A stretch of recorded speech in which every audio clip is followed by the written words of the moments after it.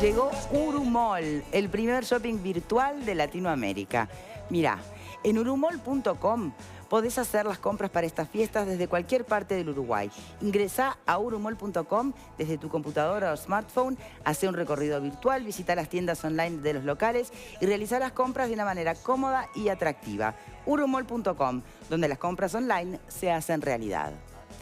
Retomemos entonces el debate. Me quedaba por este lado del panel. Alejandro. Bien, a ver, algunas cosas que el presidente electo ha logrado, me parece con subrayado éxito, tiene que ver con la participación de los jefes políticos de la coalición y de los propios fraccionamientos de su partido, ¿no? Entonces eso explica que estén Larrañaga, Javier García, Luis Alberto Heber, ¿verdad?, conductores de las distintas internas políticas de su propio partido, ocupando carteras y además carteras de subrayada importancia. Sin contar que en la presidencia de la República están Delgado y Ferrés, que además de cuadros políticos propios, lucen como amigos muy personales de un presidente que va a necesitar ensanchar sus espaldas, porque es un presidente que va a asumir el 1 de marzo con una coalición muy grande, muy generosa en contenidos y en participantes, pero con apoyos propios exclusivos, más bien tirando a débiles. Y ese es un asunto que seguramente va a jugar un rol en el próximo gobierno. Por otro lado, logró a los jefes de la oposición. Está Talvi en la Cancillería, lo que yo creo luce como un error del propio Talvi desde su perspectiva de su propia carrera política, pero un acierto del presidente Lacalle. Dicen que está estudiando mucho.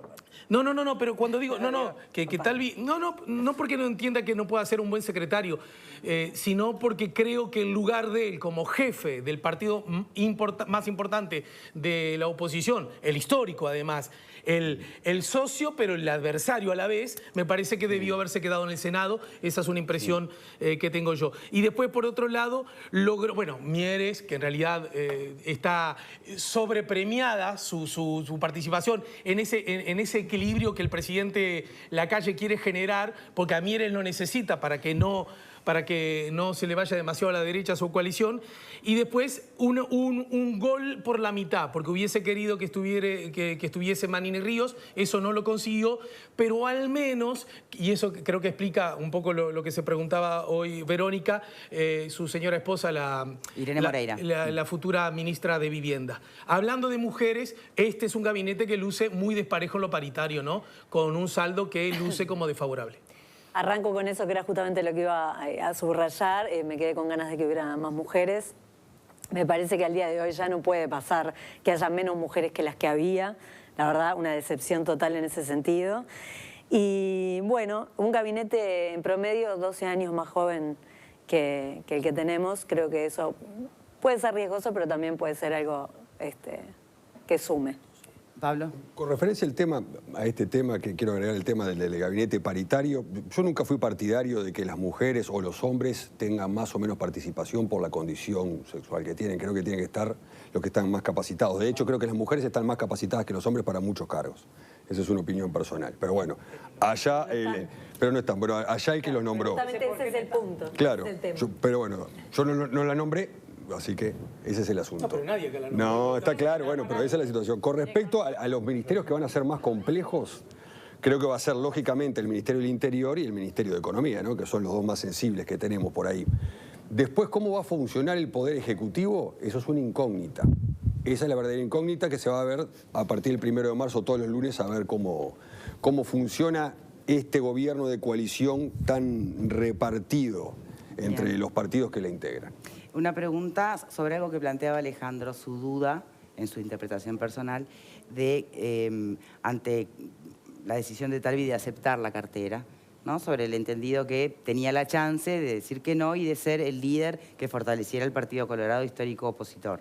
Ahora, ¿hay tiempo para los partidos tradicionales? Bueno, hoy el Frente Amplio ya también es tradicional.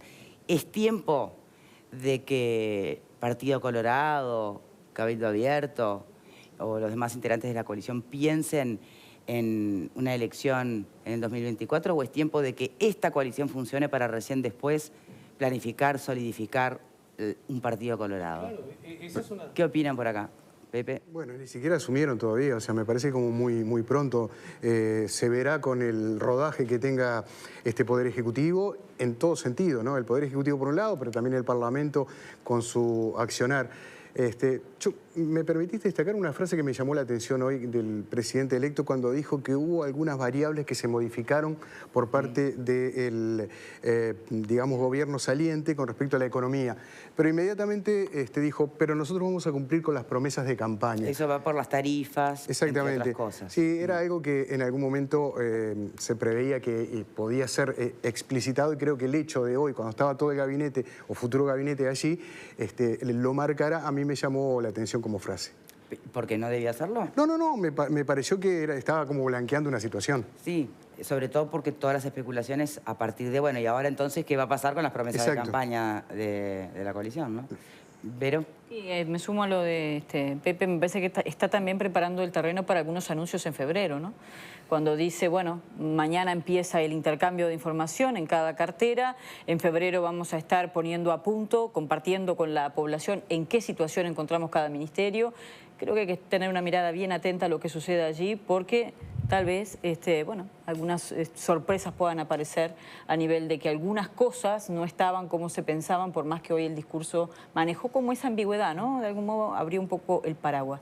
Respecto a la pregunta que tú hacías, bueno, si es tiempo de que los partidos se rearmen de cara al 2024 o no, yo creo que pueden pasar ambas cosas, ¿no? Se pueden rearmar los partidos y cada líder puede ver cómo se posiciona en ese juego. Para mí, si Talvi tenía aspiraciones realmente de ser candidato, dentro de 5 años, su lugar allí en el gabinete de la calle Pou condiciona bastante eso. Alfredo, sobre ese punto en particular, ¿qué pensás? Me parece muy pronto para hablar de eso. Yo la verdad que no le veo. Creo que hoy no están pensando en eso, tienen que pensar en que funcione el gobierno. Que funcione, que hagan un buen gobierno, porque si no marchan en el 2024, les mordemos los garrones. Pero lo que sí me parece que es interesante y que se habla poco es el rol de los directores generales de Secretaría de cada ministerio, que es muchas veces la persona que mueve los hilos de un montón de temas, que tiene mucho mayor importancia de la que a veces uno cree. Y en algunos casos, no en todos, pero en algunos casos, la calle puso gente específica, bueno, eso te iba a preguntar, en sus cargos. ¿Es lógica o falta de confianza? No, es un tema de tener control directo. Bueno. Él siempre habló que además el gabinete va a funcionar como él siempre habla del truco, ¿no? Pico a pico, el presidente con el ministro y después la redondilla de 6 para hacer los acuerdos. Vamos a ver qué pasa.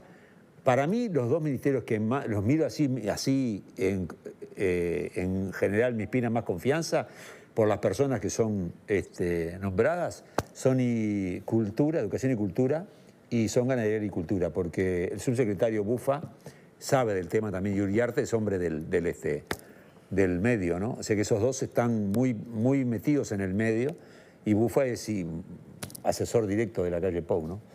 Bueno, y Pablo Silveira, por supuesto, y Ana Ribeiro. Sí. No, sobre la pregunta que hacías a propósito de un comentario que dice, yo creo que, tal como señala Vero, no son necesariamente contradictorias ambas posturas. De hecho, la historia del Uruguay demuestra que en el primer gran gobierno de coalición, estoy hablando de la dictadura para acá, ¿verdad?, que funcionó en Uruguay, fue la segunda presidencia de Sanguinetti en el acuerdo que hace con el Partido Nacional encabezado por Alberto Volonté. Y Alberto Volonté no estuvo en el gabinete, ¿verdad? Presidía el honorable directorio del Partido Nacional. Y 5 años después, cuando por primera vez el Uruguay aplica la reforma de la Constitución que incluía la doble vuelta, ahí hay un acuerdo entre la primera vuelta y la segunda vuelta entre Jorge Valle y el Partido Nacional, su candidato había sido Luis Alberto Lacalle Herrera, y ni Lacalle ni Larrañaga, que eran los líderes de sus respectivas, de las internas de su partido, integraron el gabinete. Y sin embargo el Partido Nacional hasta cierto momento estuvo en el gobierno. Es decir, participar del gobierno, querer que al gobierno le vaya bien en el marco de la coalición, no necesariamente significa que estén los jefes políticos. Eso es lo que quiere la calle Pou, y por eso desde ese lugar, en vistas al futuro, porque no me canso de decir que las coaliciones se forman con socios, pero son socios y a la vez son competidores. Y va a haber haber un momento que el competidor necesariamente tendrá que saber que llega el momento de apartarse del gobierno. Si no, si al gobierno le va bien, cualquiera lo sabe, no estoy hablando de Uruguay, si al gobierno le va bien, los premios se los lleva el gobernante. Si al gobierno le va mal, los premios se los lleva la oposición. Por eso los socios, hay un momento que se apartan del asunto para decirle a la ciudadanía, yo soy una mejor opción. Pero para esto falta mucha agua aún por correr. Un comentario de televidente, que no es el único en este sentido. Lo traslado. Me da gracia escuchar cómo exigen experiencia al nuevo gabinete cuando durante 15 años le daban responsabilidades a cualquiera sin tener las básicas. Bueno, y hace la lista de nombres de quienes han estado al frente de carteras sin ser su especialidad. De cuarta era muchos de ellos, aparte. Yo siempre lo dije. Gente totalmente con falta de idoneidad. Sí, creo que fue un error. Se suponía que iban a cambiar esto. Ellos criticaron también, ¿no? Y se suponía que iban a cambiar. Me parece que pecan en algunas cosas del mismo. Renguean de la misma pata. Hay que atender mucho también a la segunda línea y tercera línea dentro de los ministerios, es decir, subsecretarios y directores, como decía Alfredo, porque allí hay un aporte técnico muy importante por fuera de lo político. Sin ir más lejos, en el Ministerio de Trabajo, donde es un área relevante y el nuevo ministro va a ser Pablo Mieres, el subsecretario Mario Arizzi, que es un hombre de la calle, además ya fue subsecretario, por ejemplo, durante el gobierno de Jorge Valle, Ministerio de Pérez del Castillo, con un muy buen relacionamiento con la Central de Trabajadores y viviendo en el marco de una crisis como fue la del año 2002. O sea, la segunda y tercera línea son relevantes. Se buscó esa Tampoco compensación, hay ¿no? muchas mujeres, ¿no? En esa segunda y ¿Ese es un tercera punto línea. relevante? Mira, yo creo que lo relevante es lo que decía el doctor hoy. ¿Qué es lo que pasa que no hay mujeres capacitadas para poner en las subsecretarías, en las direcciones nacionales?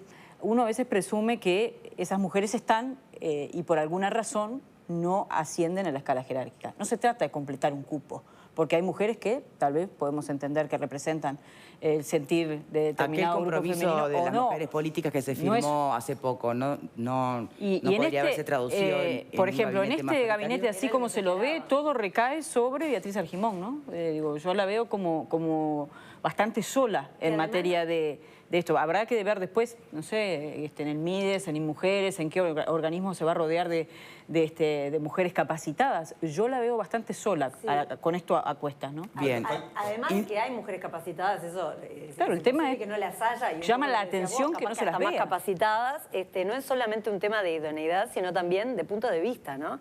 Que no pensamos igual hombres y mujeres en una sociedad, de acuerdo a la vida que llevamos en la sociedad y a los roles que cumplimos. Y es fundamental tener a la mitad de la población, más de la mitad de la población, opinando sobre cómo también administrar las carteras, ¿no? Faltan los entes autónomos y servicios La descentralizados. perspectiva de género, Veremos. ¿es cosa exclusiva de mujeres? Esa es otra pregunta. No, pero por supuesto que no, pero ¿La es puedo dejar necesario el punto de para vista. después de la pausa? Ya venimos.